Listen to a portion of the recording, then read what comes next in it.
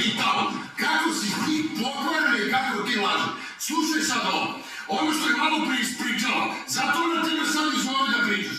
Ono što je malo pre Katarina ispričala, kao da je, sad ću ja da otkrijem kao, da je neka ženska osoba rekla kao, nego meni je rekla, lažeš, ja sam pitao i trasu i svoju lažeš. A sjeti se koga si prvo pozvala to da kažeš.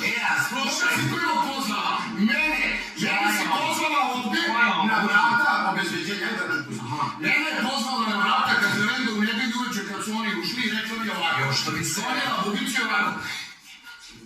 Kao zasmina. I pominjala Srđana i tog našeg zajedničkog prijatelja. To je ono mene.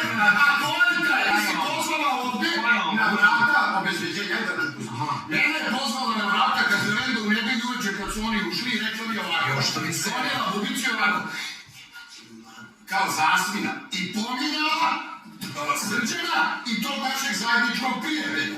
To je ono mene. A Kolinka je pozvala na vrata kad se renda u nedelju uveče kad su oni ušli i rekla mi ovako. Sonjela Bubić je ovako. Kao zasmina. I pominjala Srđana i tog našeg zajedničkog prijatelja. To je ono mene. A Kolinka je. Znaš ko je to rekao u Kačarendiko? Evo on.